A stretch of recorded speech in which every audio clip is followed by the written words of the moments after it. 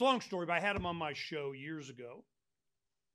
And he was inspired by a guest that I had right before him on what they were doing. It was an information thing. I'm always about information sharing. What he was doing is he was taking USB drives that were used and he just throw them away or cheap or whatever at, functions. And he was putting movies and stuff on them in South Korea. And they were just dumping them in North Korea. Because in North Korea, they had devices that they could, do a USB. That's the only way they could get media and stuff. So it was indoctrinating, westernizing, exposing North Koreans to like South Korean and their, almost understand language, I guess. They're a little bit different. And they're like, whoa, what the crap? And it was an interesting conversation that sparked ideas with Etienne. And he's going, wow, that was awesome. Then I see him at an Acapulco, kind of took that along with his book and did all. Then it turned into The Liberator, all this information that you get with his book. And I would take him at home and I'd put them in our guest room. And they always wound out on the coffee table. The guests would come out, coffee table, they had, reading this book.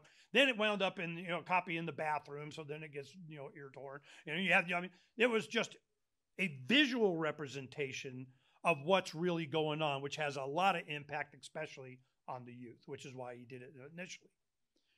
So as we have Etienne come on and talk about this, other people are inspired around the country, around the world. They start doing more and more books. They start pre-ordering. They start making use of it in the schools.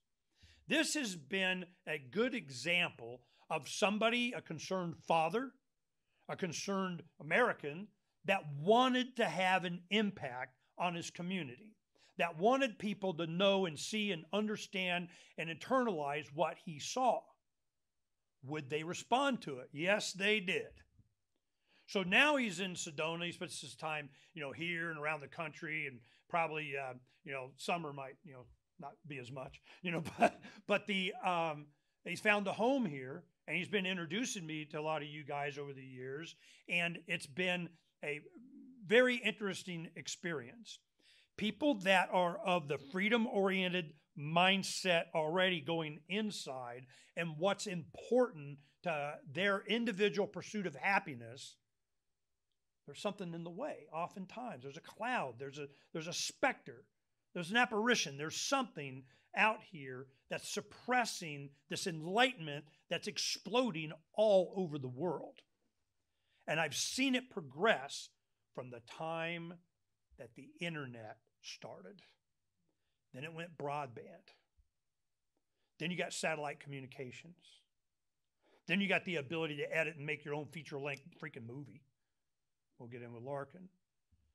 That is a time that humanity will rise up against a small percentage of no empathy, sociopaths, psychopaths, scumbags that he has been able to articulate to an entire generation of youth that normally would not, they sure as heck aren't teaching this in school, but to be able graphically and visually understand just how bad it is. Humanity will eventually act in what it perceives to be its own self-interest. It always has. No matter how bad it gets, right when it's darkest before the dawn, there is a spark.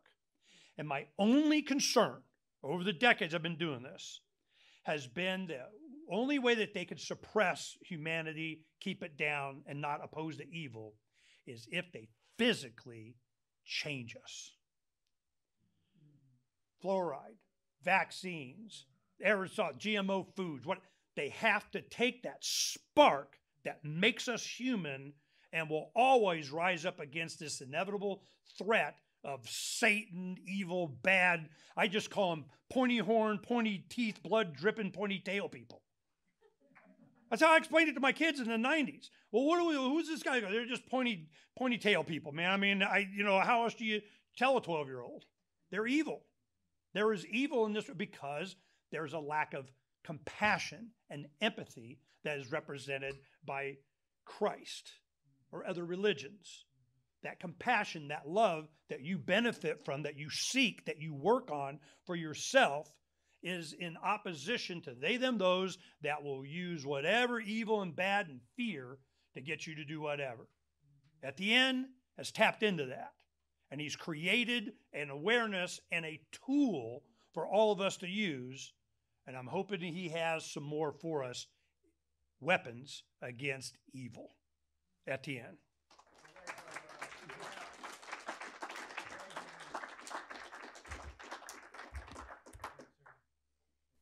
All right.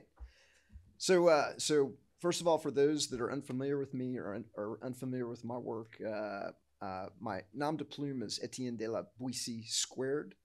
I use the exponent to denote that I'm not the original Etienne de la Boetie. He was a French political philosopher that wrote in the 16th century, and he was really the first one that exposed the little tricks and the techniques that rulers use, not just to get obedience, but to get fealty and adoration and God save the queen and all hail the chief, and to really trick people into going along with something that is not in their interest. He was a little bit like Machiavelli.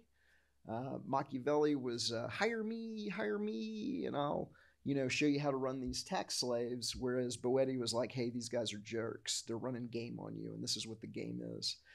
And so, in some ways, I think I may be him reincarnated. Because I'm doing his, but regardless of that or not, I'm doing his work in the modern age. I'm a former technology entrepreneur, past operating executive, board director, board advisor. I've been a consultant to Fortune 25, 100, 500 companies in the field of telepresence, visual collaboration, and organizational and individual productivity.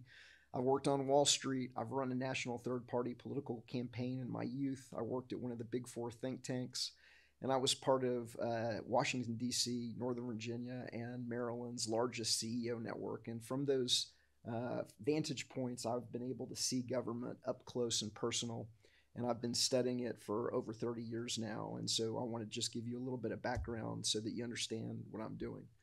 So my book is Government, the Biggest Scam in History, and it's really designed to wake up your friends and your family to the scam of government by leveraging the way that people learn. Most people are visual learners, and they come to insight much quicker when they see information versus just hearing something. And so you're going to see some visualizations that are going to make things that may have been invisible to you now visible through visualization. One of the other things I do that's unique is all of the major claims in the book are backed up by a 64 gigabyte credit card sized flash drive that we call the Liberator, that is packed with evidence of government illegitimacy and criminality. It's got the PDF of the book. It's got links, documentaries, short videos, dank liberty memes, truth music from the movement's hottest artists, including our own Grant Elman. The executive summary of the executive summary. This is my 60-foot sign. I now have a 70-foot sign. I've added academia into the mix, but the goal with the sign was to take the basics of the situation and then explain it in the shortest amount of words possible, and then blow up those words as large as humanly possible. It's usually the largest sign at any protest that I've ever been gone to. The press always comes up to me. They always get my name. They always take pictures of it, and then it never appears in print. But the executive summary of the executive summary is that government was never designed to serve and protect. Government is a technique of intergenerational organized crime to rob and control societies. Monopoly media and academia control the information the population receives to hide the illegitimacy, the illogic, the immorality, and the criminality of government. And the first thing that you got to understand is it's impossible to have a legitimate government. Looks good on paper, sounds good, but it's impossible if you want to be a moral person, if you want to be a logical person. You just simply can't delegate rights that you do not have personally to a representative to represent you doing something that you do not have the ability to do yourself. You can't be bound by a social contract that you didn't sign. And if my girlfriend and I can't vote to rob you because there's two of us and one of you, well, it doesn't matter if there's 3 of us or 10 of us or 330 million of us. There's no magical additional person that makes something that is inherently immoral and inherently illogical logical just because the majority wants to rob Peter to pay Paul or lynch black folks or whatever the mob wants to do these days. And so this is very unpopular with some people, but it's the stone cold truth. The Constitution was either a scam or a dumb idea. And what I mean by that is the Constitution was not able to protect even the basic civil liberties outlined in the Bill of Rights or your natural law, inherent rights of others. If you don't believe me, try and go through the airport without getting your car stopped, or without getting your things searched, or try and tell the policeman no when he wants to, search your car, or he does, does a little thing and has the drug dog alert, or, I could give you a gazillion other examples. And it wasn't able to limit government at all. And frankly, it was tossed aside 5 minutes after the new government came online, when Washington and Hamilton marched into Pennsylvania with an army of 13,000 to put down the Whiskey Rebellion. So they searched homes without warrants. They rustled people out of their homes in the middle of the night into the snow. They made people sign loyalty oaths to the new government, and they began imposing a tax that benefited large distillers like Washington at the expense of smaller distillers. If you're voting for or advocating or supporting government, then you are, number one, voting to rob your friends and neighbors who disagree. You're advocating violence as a solution to socioeconomic problems, and you're legitimizing the system that is enslaving you. And so the diagram up here, for those that can't see it, is there's essentially smaller boxes. And so, minarchists, people that are strict constitutionalists, they believe that the government must act violently on peaceful people to acquire fire protection and police and military and roads and courts. And then that box is nestled in a little bit of a bigger box. And then there's conservatives who think, oh, well, the government's got to do unemployment insurance and retirement insurance and limited health care and limited housing and education. And then those boxes are nestled inside of another box that's socialist, that we've got to rob people for universal health care. And then that's nestled in a bigger box that says communism, that, we've got to provide housing, food, energy, and clothing. And then separated from all that is voluntaryism. I'm not willing to use violence against peaceful people. I will seek to acquire desired services through voluntary relationships. That is the only political philosophy that keeps you on the right side of morality, that keeps you on the right side of karma, that keeps you on the right side of logic, and also, frankly, delivers the goods. The world can provide everything that the government does without the fraud and the abuse. One of the other things the book exposes is that government is being indoctrinated into the population as a religion. Now, it's not being called a religion, but the people that are using the technique to rob and control society, they're using the exact same techniques as an unethically manipulative religion or a cult. Okay, you're going to go to the church school. The president is the pope. The teacher is the priest. The teacher is going to teach you about the common prayer of the Pledge of Allegiance. She's going to teach you the hymns of the national anthem.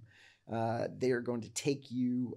You're going to learn about the holy documents of the Constitution and the Bill of Rights and others. You're going to be taken in middle school to Mecca, Washington, D.C., where you're going to be led into the Capitol that looks like the Vatican for a reason, and everything is large and oversized, so you feel small and insignificant. You're going to be taken to the monuments. You're going to be taken to the temples, okay, and you're going to see the deities, and it's going to be very hushed, and it's going to be very reverent, and you're going to be subsumed into this. And then the media is going to come along. I might be jumping ahead. The media is going to come along, and it's going to reinforce it by secretly, surreptitiously running game on you, playing little tricks, product placing the flag into moments of high positive emotion. Matt Damon getting off Mars, the entire movie builds to this moment of, is he going to make it? Is he going to get off of Mars? And then boom, they cut to Earth and they show people waving American flags. And then they cut to mission control and there's giant American flags in the background.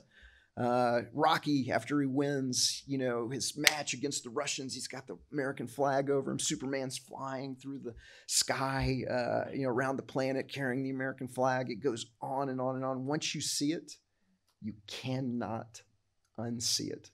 And then you start seeing, you realize, hey, it's a trick. They're running game on me. The first part of the book is the techniques, 20 plus techniques. It's a playbook. Okay, youth programs to teach citizen and citizenship, blind obedience, and state flag worship. The Cub Scouts, the Boy Scouts are designed to produce something called an order follower, and an order follower is someone that's going to set their morality aside and either use violence against peaceful people to enforce the edicts of this artificially indoctrinated religious system, or they're going to use violence in foreign wars based on lies and manufactured intelligence to steal resources. The use of propaganda. Okay, CIA and Department of Defense have direct involvement in 800 plus major movies and 1,000 television shows. Argo, Zero Dark 30, and others shape a false paradigm. NPR and public television are also used to distract and deceive. Product placement of the American flag, anchored to moments of high positive emotion, are found in movies like The Martian and every Michael Bay movie. If I was to click this link, you would see a short video where you've got literally hundreds of product placements of the flag. I think it's 468 product placements of the flag in just 12 Michael Bay movies alone. Everything from the Transformers, whatever.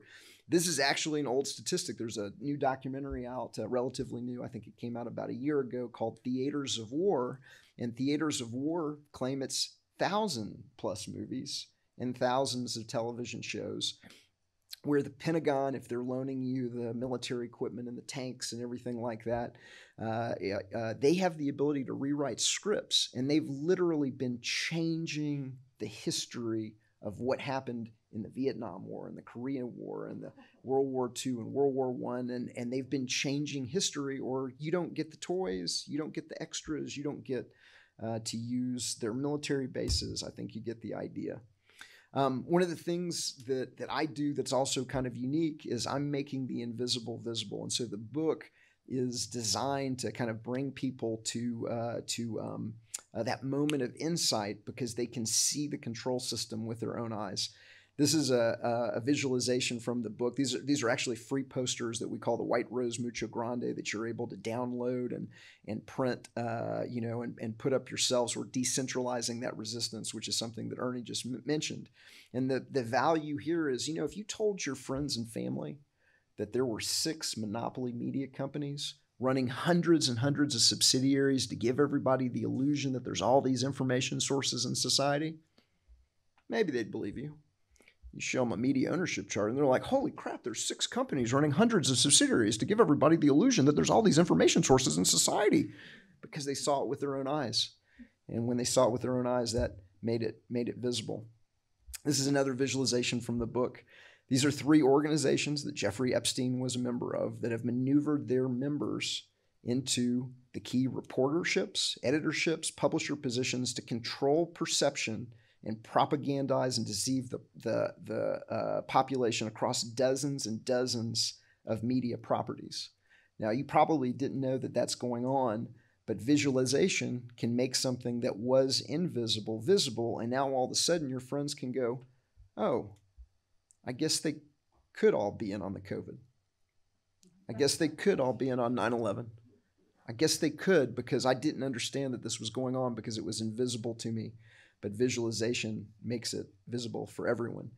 The organizations are the Bilderberg Group, the Council on Foreign Relations, the Trilateral Commission. This was a visualization that was done. I'm a curator of these. I did not create this. This was done by Swiss Propaganda Research in 2017. The WEF has uncloaked itself and could definitely be added to this list. And then you'd see kind of more of how that structure works.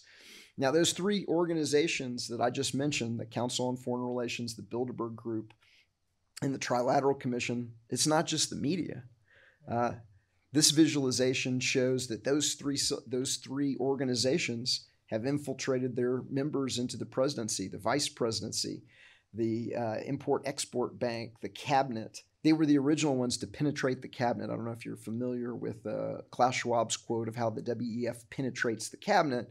Well, the Council on Foreign Relations was the first group that developed penetrating the cabinet, and the House of Representatives, and the Senate, and the head of the CIA, and the head of the FBI, and the Joint Chiefs of Staff, and the International Monetary Fund, and the World Bank, and the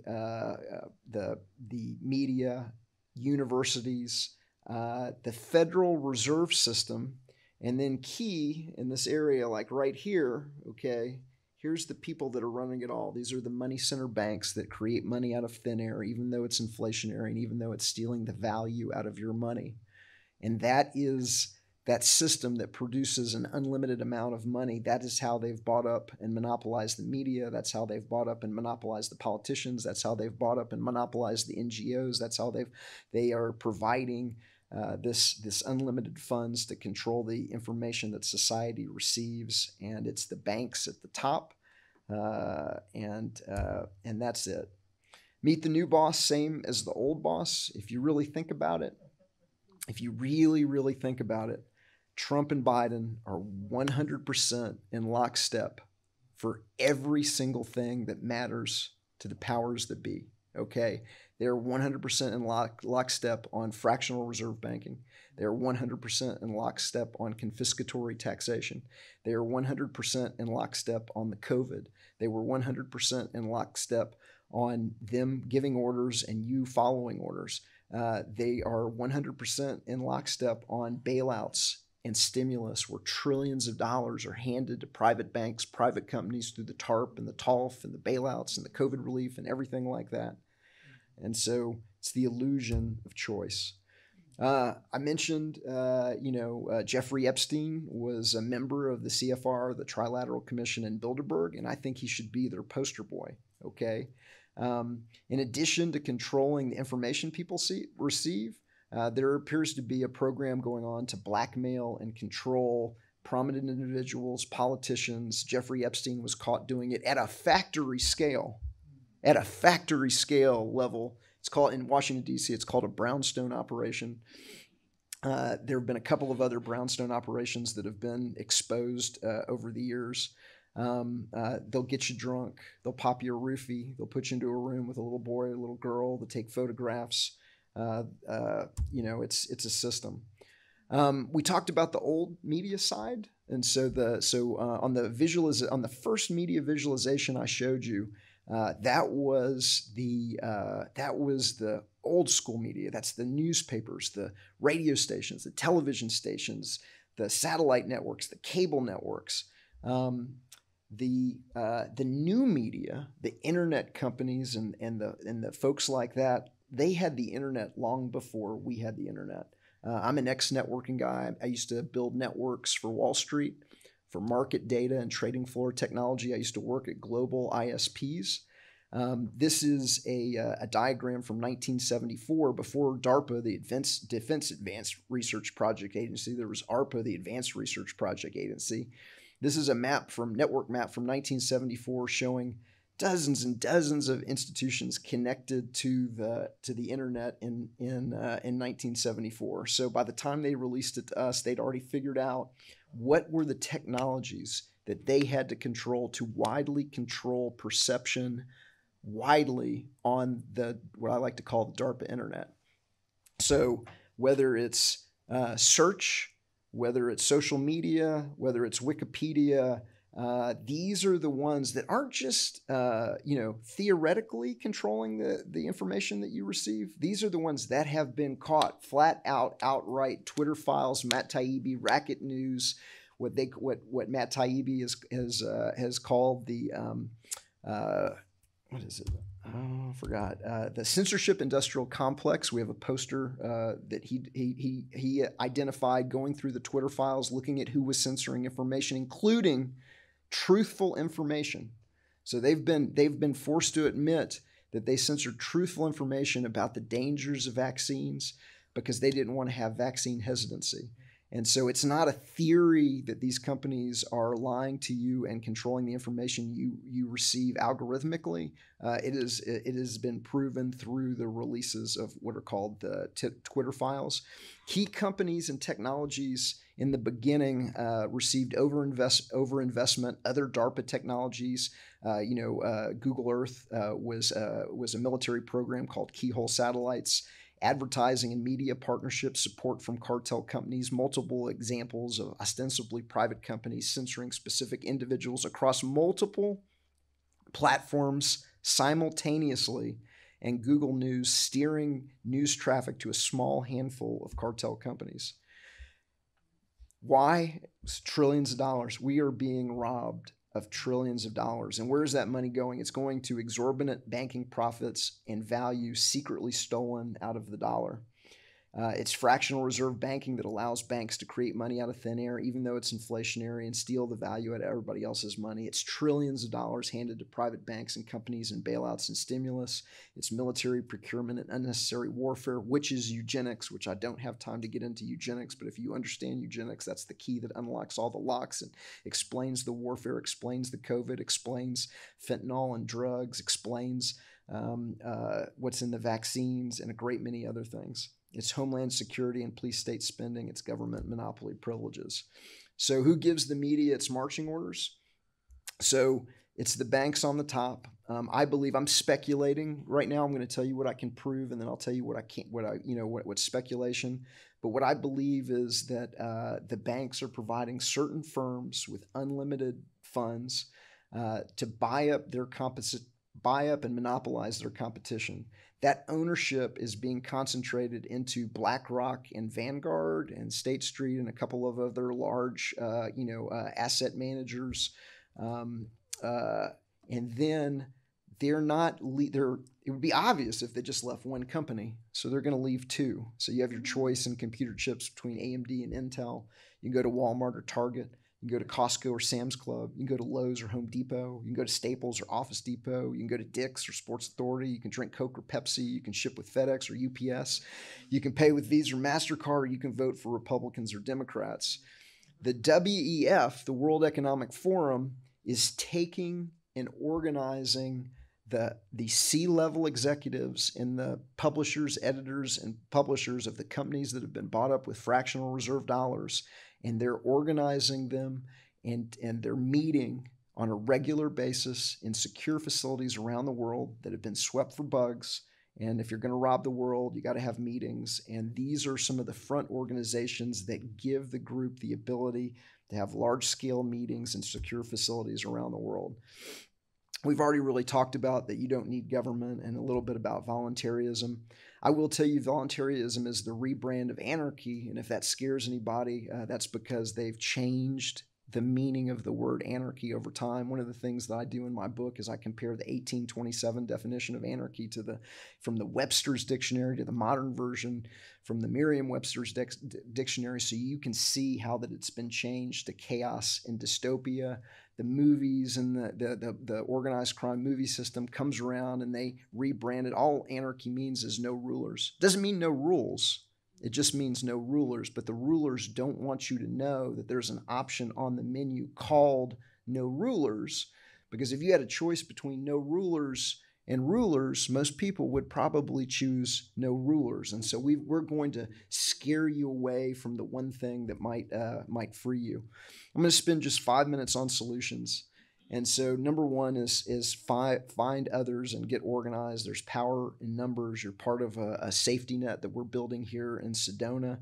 Where to find others, freedomcells.org is something that I think Ramiro Romani is going to talk about here in a little bit. This is a group picture of the Porcupine Freedom Festival in New Hampshire that brings 2,500 to 3,000 plus voluntarists, libertarians, constitutionalists, minarchists together for one of the largest gatherings possible. There's a video here that I would recommend to you, and it says, "What happens when government thugs threaten PorcFest?" And essentially in 2015, two revenuers from the State Department of Taxation showed up at the Porcupine Freedom Festival to try and impose the meals tax on the Porcupine Freedom Festival. They were surrounded. They were made fun of. They were mocked openly, and they were run off, and they've never been back to the Porcupine Freedom Festival since. And so that is really the power of groups and numbers. I'm an ex-Wall Street guy. I'm worried about a dollar devaluation or even a collapse. I'm not here to scare anybody. I'm just saying it just makes sense to have some of these solutions. I'm going to pass around. So this picture right here, when we were vending at the Porcupine Freedom Festival, the community is so large that we took almost $400 in something called a gold back. I'm going to pass this around. It's flexible, spendable gold. and also in kind of silver barter pieces and silver coins. And so I'm just going to kind of like pass these around, just if you've never touched a gold back or you've never seen what barter silver looks like. Could somebody just get it back to me at the end? So pay. So some solutions to get us all prepped up for that is, number one is pay in cash, and especially with local businesses. You're saving the merchant 1% to 2.5% in fees that would have gone to the banks. You're starving the banks of 1.5 to 2.5%. It allows the business to pocket the cash versus getting robbed by the government, so that the store owner can maybe buy, a guitar lesson for his sons or his just children. And you and the merchant will both have more cash on hand in the event of a bank holiday. And then really just diversify into non-dollar denominated assets: gold, gold-backed silvers, crypto, etc. And so that's one of the things I take. I'm happy to take gold. I even take ammunition. Somebody gave me 5 bullets at Porcupine Freedom Festival. I gave them a 35-cent credit per bullet. Engage in counter-economics. Counter-economics is anything that starves the state or the corporations or banks using government to rob and enslave. Don't pay their taxes, work off the book, shop at the farmer's market and pay cash. Shop local versus Amazon and the chain stores. Growing your own food is like printing your own money. Use credit unions versus the money center banks. Finally, my organization is the Art of Liberty Foundation. We're a startup public policy organization. We're trying to build a think tank along the lines of a Heritage or a Brookings or a Cato, from a principled voluntarist perspective that government is illegitimate, and dedicated to exposing, we don't have a political problem. We have an organized crime problem, and most people, they're like trying to get you to look over here, look over there. We're not going after the Cape. We're going after the Matador. And so that's really what sets us apart. We're also, we're doing things in a way that produces this one-way revolution, because once people realize the scam of government and how they're running these unethically manipulative techniques, like I said, they're out. And so that's a one-way revolution that's only going in one direction, and capable and destined for exponential growth. That's how you can get a hold of me, and thank you so very much for your kind attention. If you like this presentation from the 2023 Liberty on the Rocks conference in Sedona, we wanted to invite you to Liberty on the Rocks 2024, which will be held in Sedona on November 1st through 3rd, 2024.